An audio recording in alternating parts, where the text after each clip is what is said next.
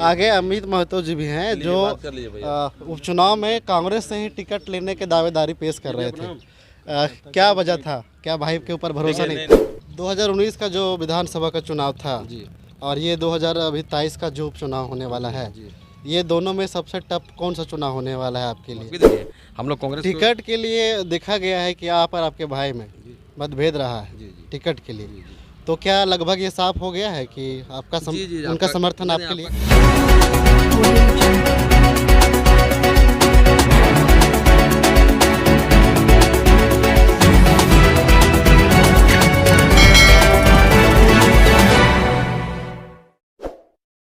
जोहार, मैं विकास, आप देख रहे हैं जनता लाइव। काफ़ी घमासान के बाद झारखंड का जो उपचुनाव होना है रामगढ़ में, उसका कांग्रेस का सीट लगभग तय होता नज़र आ रहा है। जैसा कि नोटिफिकेशन है कि रामगढ़ विधानसभा से कांग्रेस का प्रत्याशी लगभग तय है। बजरंग महतो जी को कांग्रेस से प्रत्याशी बनाया गया है। उनसे ही बात करते हैं इस विषय में। बहुत बहुत स्वागत है बजरंग दा जी। धन्यवाद भाई। जैसा कि काफ़ी घमासान के बाद लगभग जो रामगढ़ का उपचुनाव है उसमें कांग्रेस अपना प्रत्याशी लगभग तय कर चुकी है। जैसा कि घोषणा हो गया है कि आप ही यहाँ से चुनाव लड़िएगा। तो बताइए कि ये चुनाव जो है उपचुनाव कितना टफ होने वाला है कांग्रेस के लिए? कोई टफ नहीं है बड़े भाई, कोई टफ नहीं, इसलिए कि पूरे जनता हम लोग के साथ है। ये तो सब बोलती है जनता का ममता, और ममता अभी नहीं है, लेकिन पूरे जनता समझिए कि जनता यहाँ ममता बन चुका है। अब यहाँ कोई कुछ, अब जो विपक्षी दल का जो बात है, वो लोग चूल्हा प्रमुख क्या क्या आप देख रहे हो, सब कहीं नहीं, सब चूल्हा में डला गया। सब एक दिन पहले सब डाल देगा, कहीं कोई किंतु परंतु नहीं। पूरा हम लोग आश्वस्त है, पूरे मतलब क्या बोलते हैं, जोशो खरोश के सब पूरे कार्यकर्ता एकजुट हैं। और कहीं मुझे लगता है कि अब हम लोगों का कोई किसी तरह का कोई मामला नहीं है। सभी लोग एकजुटता के साथ अपना परिचय दे रहे हैं। कांग्रेस पार्टी को पहले भी मजबूत थी, और भी मजबूत अभी होगी, और भी इससे आगे मजबूत रहेगी। अभी 2019 का जो विधानसभा का चुनाव था और ये 2023 का जो उपचुनाव होने वाला है, ये दोनों में सबसे टफ कौन सा चुनाव होने वाला है आपके लिए? टफ तो पहले भी था, ऐसा नहीं है। आप पहले जाने कि इससे पहले जो चुनाव, जिसके विपक्ष के जो नेता थे, जिसके खिलाफ में हम लोग चुनाव लड़े, ये तो देखे आप। लेकिन है कि हम लोग जनता पे विश्वास करते हैं, जनता जानती है कि कौन काम करने वाला है। और जो विपक्ष के लोग हैं वो उनका क्या काम, उनका सिर्फ ठेकेदारी है, लोगों को बरगलाने का काम है, उनको लूटने का काम है। आजकल गुंडागर्दी सब उन्हीं के पास है। हम लोग पास ऐसा कुछ, जितने कार्यकर्ता सब समर्पित कार्यकर्ता है, जितने आप देख रहे हैं, स्वच्छ कार्यकर्ता है। यहाँ पर किसी तरह कोई दागी कार्यकर्ता नहीं जाएगा। और उनके जो अगल बगल सब देखे, सब दागी कार्यकर्ता। मैं समझ सकता हूँ मैं क्या कहना चाहता हूँ। दागी मतलब सभी तरह के, उसी तरह लोग जो क्या बोलते हैं, सभी तरह का उनके पास केस दर्ज है। हम लोग पास ऐसा कुछ नहीं, सब एकदम स्वच्छ राजनीति करने वाले हैं। और मतलब कि कांग्रेस पार्टी को जितना होगा मजबूत इन लोग करने के लिए तैयार है। हम लोग पर हमेशा कांग्रेस से समर्पित भी है। हम लोग कांग्रेस टिकट के लिए देखा गया है कि आप और आपके भाई में मतभेद रहा है टिकट के लिए, तो क्या लगभग ये साफ हो गया है कि आपका उनका समर्थन आपके लिए? कहना है, देखिए कांग्रेस पार्टी है, ये एक क्या बोला जाए, मतलब कि राष्ट्रीय पार्टी है, और इसमें सभी को हक अधिकार है। ये कि मेरा भाई नहीं, ये भी इसका मांग कर सकते हैं, ये भी मांग कर सकते हैं, क्योंकि सब तो कांग्रेस के लिए सेवा कर रहे हैं। कोई क्यों नहीं मांगेगा भाई, उनका हक अधिकार है, वो पार्टी के लिए समर्पित है। और कहीं भाई की बात नहीं, वो भी मेरा छोटा भाई है, एकदम उसका भी अधिकार है। कहीं नहीं, पार्टी जो संगठन को बनाएगा तो सब कुछ है। मेरा प्रखंड अध्यक्ष है, मेरा जिला अध्यक्ष है, सब चाहता है कि हम चुनाव लड़ें, पार्टी में क्यों है। लेकिन ठीक है, अभी देखिए आला कमान का भी आदेश आया, हमको टिकट दिया गया है। तो पूरी तरह का भाई का समर्थन आपके साथ? पूरा अब देख ही रहे, मेरा छोटा भाई साथ में खड़ा है। अब देखिए साथ में खड़ा है, इन्होंने कहा है कि सभी कार्यकर्ताओं से भी सब हम लोग मिले। इन्होंने कहा कि मैं पूरे पार्टी के साथ हूँ, अपने भाई के साथ हूँ, अपने परिवार के साथ हूँ, पूरे कांग्रेस एक एक कार्यकर्ता के साथ हूँ, और इसमें कहीं कोई मतभेद नहीं है। अब बस आज के बाद आपको दिखेगा रुझान। अच्छा, एक आरोप है हमेशा लगता है आपके विरोधियों का हमेशा नहीं, खासकर अब लग रहा है कि जो बजरंग यादव हैं वो सेंटिमेंटल, हमेशा बजरंग यादव आ जा रहा है, माफ़ी चाहेंगे इसके लिए। बजरंग महतो जी जो हैं वो हम जनता के साथ सेंटिमेंटल गेम खेल रही है। मतलब ये सेंटिमेंटल गेम भाई, आपके जो पूर्व विधायक हैं, पूर्व मंत्री, वो जहाँ तहाँ बोल रहे हैं कि देखिएगा ममता देवी छुआ लेके, तो मतलब खोरठा में बोल रहे हैं कि बच्चा लेकर आएंगे। कभी अभी बच्चा को निकालें, कभी अब देखें, हम तो अकेले प्रचार प्रसार कर रहे हैं। कहीं कोई अपना बच्चा का रोल नहीं, बच्चा अपना घर में है। कहीं सेंटिमेंटल क्या भाई, आपको कैसे लग रहा है कि सेंटिमेंटल है? आप गलत किए, आपको नहीं समझ में आ रहा है। आप गलत तरीके से हम लोग को फंसाए, हम लोग जेल भेजे, आपको नहीं समझ में आ रहा है। आप गलत तरह से गवाह को प्रभावित करके जाके गवाही दिलाए हम लोग खिलाफ में, आपको समझ में नहीं आ रहा है। वो जो विपक्षी का क्या माने कि 3 साल का जो कार्यकाल रहा, जो आपका कार्य रहा, उसको आप मुद्दा बना करके जनता के बीच जाने वाले हैं? जी एकदम, क्यों काहे नहीं। 3 साल का जो कार्यकाल हम लोग का रहा, 2 साल कोरोना रहा, 1 साल में तब 3-4 महीने हम लोग कोर्ट कचहरी चक्कर काटे, और 6 महीने का जो हम लोग कार्यकाल जो दिखाएंगे, जो आपको दिखाएंगे, जो हम लोग क्या काम किए, उनका होश उड़ जाएगा। उनको समझ में नहीं आ रहा, वो सिर्फ अपना ठेकेदारी काम किए, वो जनता के लिए ही तो कोई काम नहीं किया। और जो सरकार का जो अभी जो हमारी जो झारखंड की सरकार जो काम की है वो 15-20 साल क्या, जब हमको लगता है कि सोचा ही नहीं था कि जिस तरह का एकदम गरीब गुरबा तो काम किए ना भाई। अब देख ही रहे, सर्वजन पेंशन लागू हो गया, आपके किसान का लोन माफ़ हुआ, 100 यूनिट बिजली माफ़ हो गया, आंगनबाड़ी सेविका का तनख्वाह बढ़ गया, जल सहिया का तनख्वाह बढ़ गया। क्या नहीं हो रहा है? सब चीज़।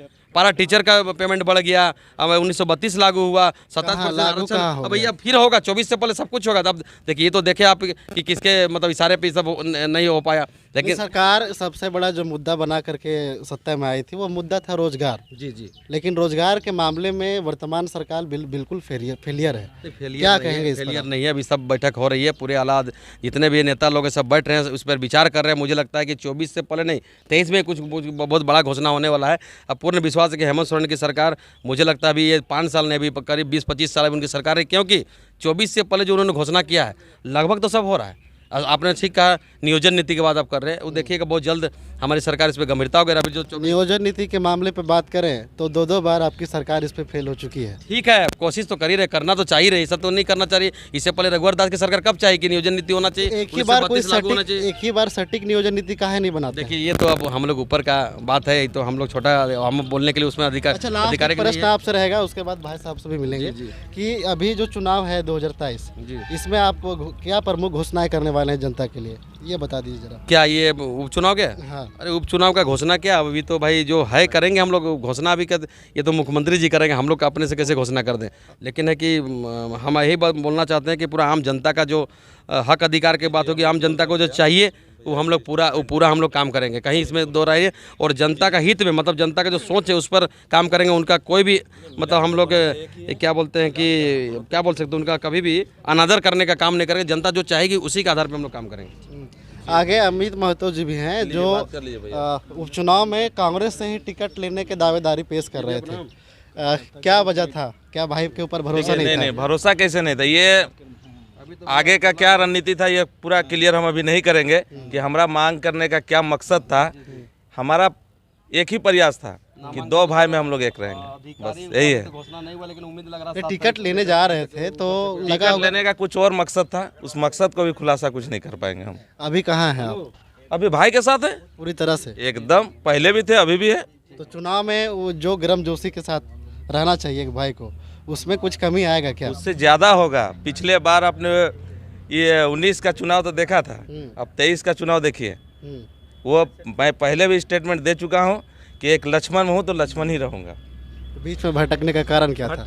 ये भटकाव नहीं है, वो दूसरा है। आप उस चीज़ को अभी नहीं समझ पाइए, वो आएगा, वो भी फील्ड में आएगा। हमने क्यों मांग किया?